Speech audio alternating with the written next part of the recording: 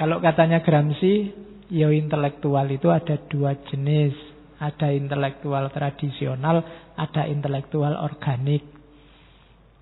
Ini untuk mengantarkan pada Rausan Fikr, biar nanti lebih jelas. Kalau intelektual tradisional itu ya guru, dosen, birokrat, pokoknya yang institusional itu. Ulama yang di MUI, intelektual tradisional. Sedangkan yang kedua namanya intelektual organik. Intelektual organik itu dia tidak masuk kotak-kotak standarisasi intelek. Dia yang selalu becoming. Cuma becomingnya dia dalam rangka pemberdayaan masyarakat. Bukan intelektual. Dulu ada istilah intelektual tukang. Intelektual tukang itu dia ngomong apa tergantung siapa yang bayar. Dia nulis apa tergantung untuk lembaga apa. Tergantung funding apa yang bayarin. Kalau fundingnya pas garis keras, ya dia ngomongnya pro garis keras. Nanti kalau fundingnya pro yang liberal, ngomongnya ya liberal-liberal. Kalau mau diundang ceramah, di sini alirannya apa ya? Nah, terus dicocokkan sama aliran di situ. Itu namanya intelektual tukang. Jadi ya kerjaannya kayak tukang. Dia tidak memainkan fungsi transformatif. Nanti kapan-kapan kita bahas aliran intelektual tukang ini di salah satu aliran filsafat Yunani namanya sofisme. Kapan-kapan. Kalau pas saya sadar. Nanti ya. Oke, jadi ada dua jenis. Nah, nanti Alisariati dengan Rausan Fikirnya yang dimaksud ya intelektual organik ini. Yang khas, bukan yang masuk dalam kotak-kotak tradisi. Oke. Yang jelas bedakan sarjana, ilmuwan, intelektual. Ini kalian mesti bisa baca sendirilah. Sarjana belum mesti ilmuwan. Sarjana dan ilmuwan belum mesti intelektual. Kalau sarjana itu urusannya gelar. Ilmuwan itu urusannya penelitian, temuan. Tapi kalau intelektual, dia ada kontribusi praktisnya pada masyarakat. Itu intelektual. Sarjana bisa sekaligus intelektual. Ilmuwan bisa sekaligus intelektual. Tapi tidak semua sarjana intelektual. Apalagi yang lulusnya lama dan terpaksa. Ya, dosennya sudah bosen bolak-balik, ketemu lagi di kelas. Wis nang lulus piye carane. Nah, itu ilmuwan juga begitu. Banyak ilmuwan yang tidak transformatif. Penelitiannya hanya untuk melayani yang pesen. Hanya yang pas ada bayarannya. Tidak memperhatikan kontribusi realnya. Kalau intelektual, dia melihat kontribusinya ke masyarakat. Oke, dari situ terus baru kita ketemu Rausan Fikr. Jadi Rausan Fikr itu tadi di awal saya bilang ar-rasihuna fil ilm. Di definisi letterleknya pemikir yang tercerahkan.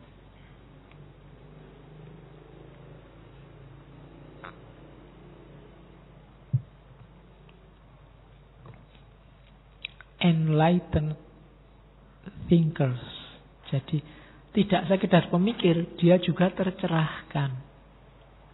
Pemikir yang punya visi, punya ideologi. Dan ini ilmuwan yang plus. Kalau ilmuwan itu hanya menemukan kenyataan, menjelaskan kenyataannya memang seperti ini. Tapi kayak Rausan Fikr, dia menemukan kebenaran. Yang dicari yang benar, yang ideal. Kalau ilmuwan menjelaskan apa adanya.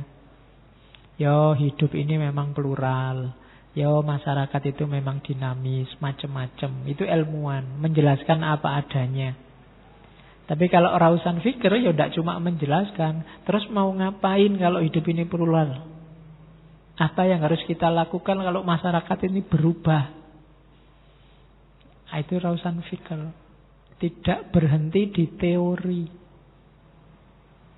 Kalau cuma berhenti di teori, di konsep, itu ilmuwan. Ilmuwan itu kan kadang-kadang coba dihitung. Huruf alif di Al-Quran itu jumlahnya sekian ribu. Huruf baknya sekian ribu. Nah, itu ilmuwan. Terus kalau kamu tanya, lah terus ngapain kalau jumlah alifnya 1000? Kalau huruf baknya 20.000 terus gimana? Efeknya apa? Yang harus kita lakukan apa? Nah, itu rausan fikir. Kan sering yang gitu-gitu kan. Di otak adik gado itu.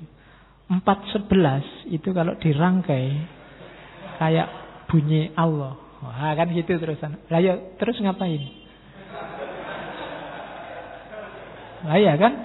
Loh, rausan fikir kelanjutannya ke situ. Lah terus ngopo kalau bunyinya Allah? Kan kita banyak pikiran kita, gagasan kita, ide kita yang sia-sia. Karena kamu nggak tanya selanjutnya bagaimana.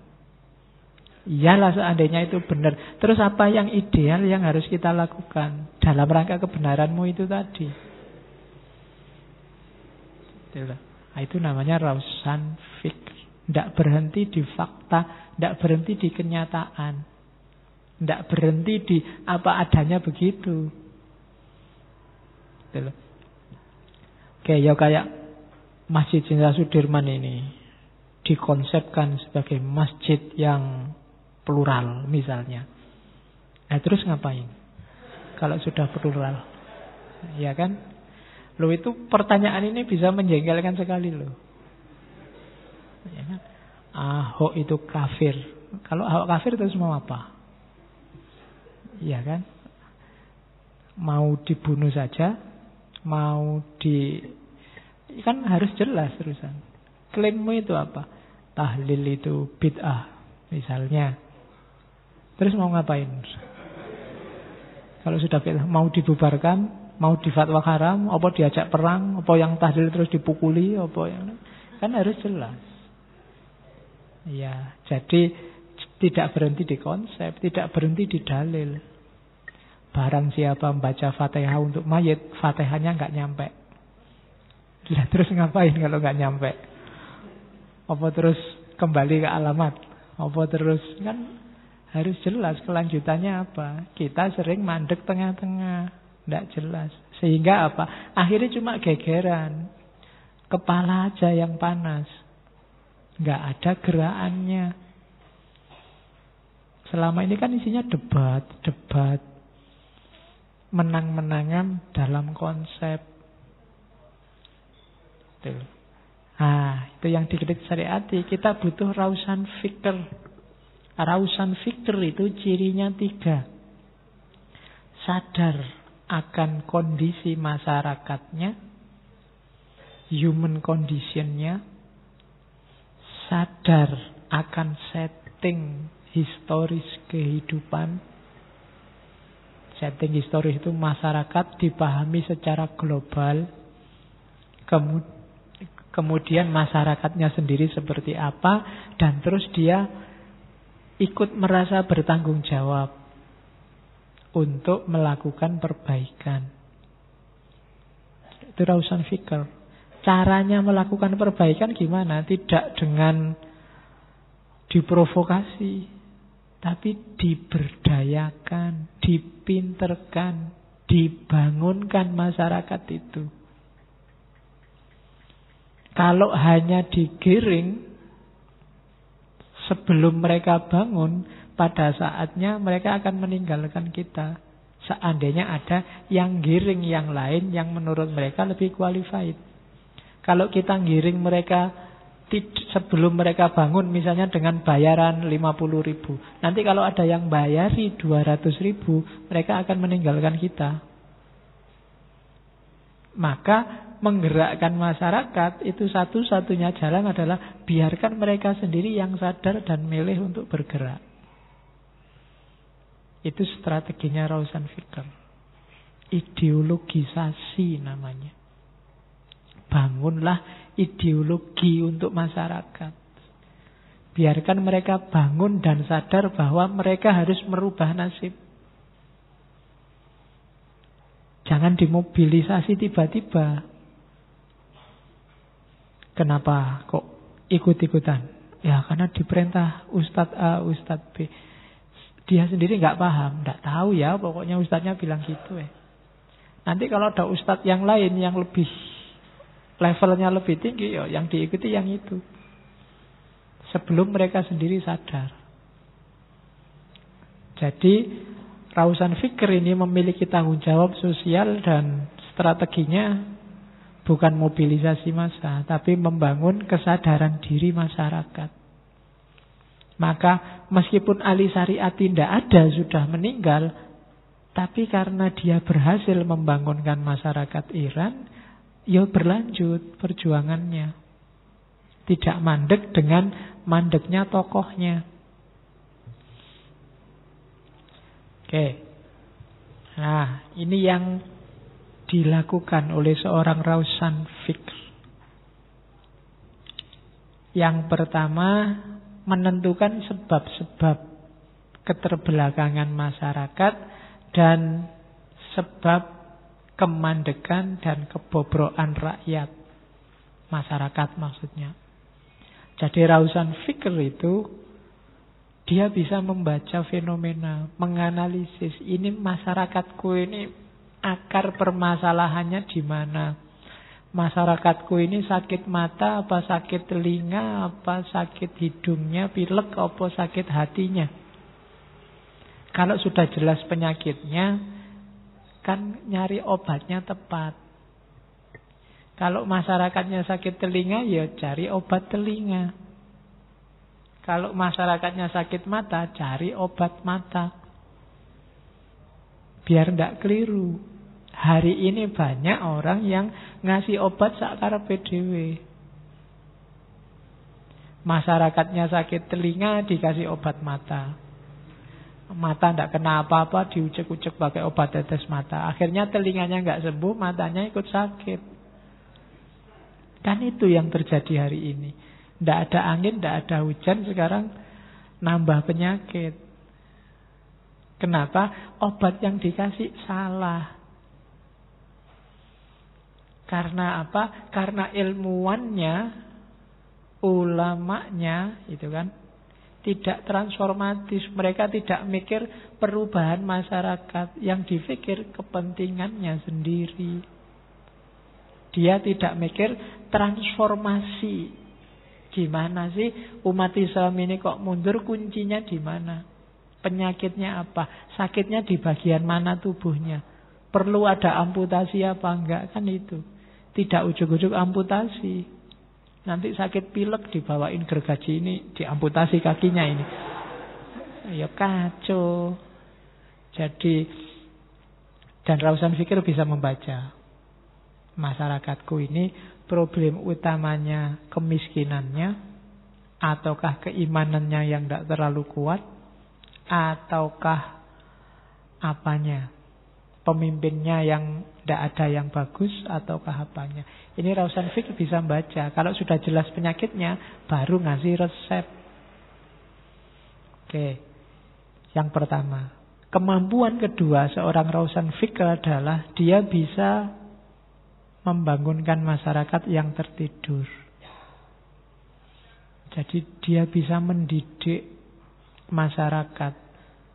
Bukan manas-manasi, bukan memprovokasi. Tidak membiarkan masyarakat dalam logika kerumunan yang salah kaprah. Tapi dididik, biarkan mereka mikir sendiri sampai sadar sendiri. Kalau kesadaran masing-masing orang ini lebih, perjuangannya lebih total. Bukan karena ikut-ikutan. Terus yang ketiga, tadi kan mendiagnosis penyakit. Kalau yang ketiga bisa mengasih resep dari penyakit itu.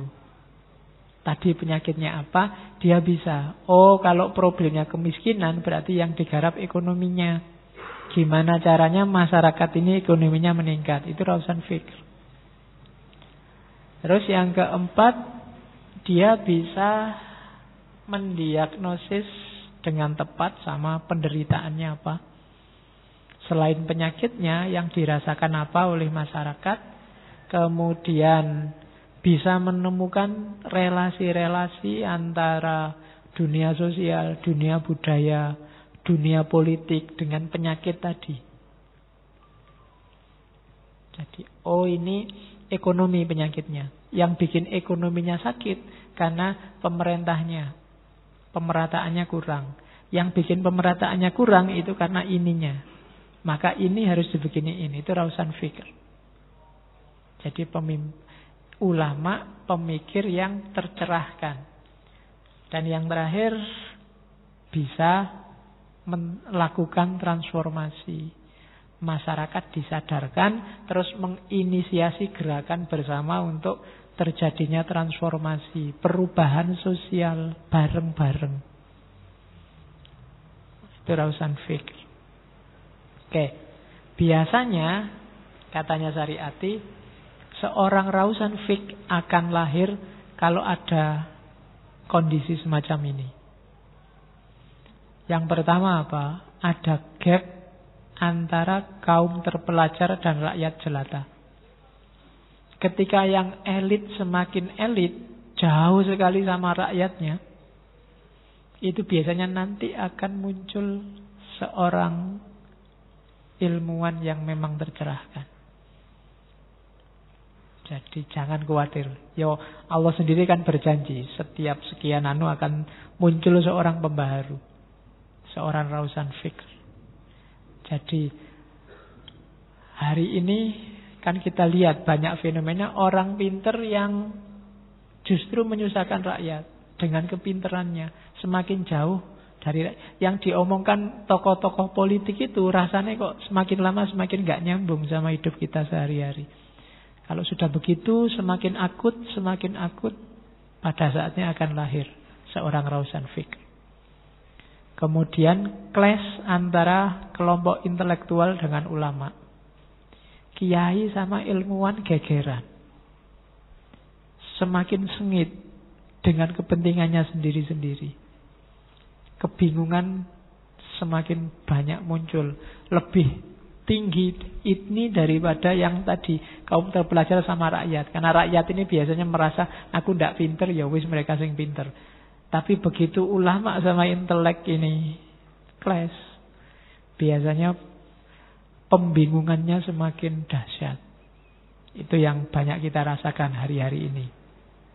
Terus ada gap lagi antara teori dengan praktek. Idealnya seperti apa, tapi kenyataannya kok jauh. Katanya rahmatan lil alamin, tapi faktanya kok malah bikin orang takut, bikin orang gentar. Ini ada yang salah dengan teori, ada yang salah dengan prakteknya. Ini biasanya muncul seorang pemikir tercerahkan. Dan yang terakhir, ada gap antara rakyat dengan budayanya sendiri. Ketika budaya asli mulai tergusur sedikit karena hegemoni dari luar, apakah luar itu barat atau timur yang agak tengah, ya pasti akan muncul seorang rausan fikr. Ya jangan salah, Ali Syariati kan seorang Syiah yang sangat kuat, percaya bahwa nanti akan ada seorang Imam Mahdi. Kalau di Jawa pasti muncul seorang Ratu Adil. Di Sunni juga percaya akan nanti akhir zaman muncul Imam Mahdi. Jadi problem memang semakin lama akan semakin dalam, semakin rumit, semakin ruwet. Itulah saatnya Imam Mahdi muncul. Meskipun kamu jangan ngaku-ngaku Imam Mahdi. Kamu bisa dipenjara sekarang. Ya. Loh, titik hari ini sudah sampai pada, coba kamu bayangkan ya, seandainya kan kita yakin bahwa Nabi Isa itu akan turun akhir zaman. Kalau tiba-tiba hari ini Nabi Isa turun beneran, kira-kira nasibnya Isa ini gimana? Ya, paling pertama-tama dia akan ditangkap polisi. Ngaku-ngaku nabi. Ya kan, kamu juga tidak percaya, mesti wah itu mesti bohongan. Padahal kamu yakin bahwa Nabi Isa itu akan turun. Tapi tak bayangin misalnya sekarang turun beneran itu, wah, dianggap penistaan mesti. Ya. Kita sudah nyampe pada titik itu sekarang. Jadi ya ditunggu aja. Biarkan aja persoalan semakin rumit, semakin matang. Ini kayak orang mau melahirkan itu kan. Semakin mau bulannya kan semakin sakit. Nanti kalau sudah melahirkan sudah lega. Asal ibunya tidak meninggal. Ibunya meninggal sumpek lagi itu. Jadi kita tunggu kelahiran munculnya seorang Rausan Fikr. Kalau pakai bahasa Iqbal, kita tunggu munculnya insan kamil. Bahasanya Weber, kita tunggu munculnya seorang yang karismatik. Yang pertama kemarin siapa? Iya, kalau bahasanya Nietzsche, kita tunggu Superman. Ya, kalau nggak datang-datang, ya semoga paling nggak Batman lah. Ya kan kalau sudah gawat kan itu kita butuh superhero. Oke. Analoginya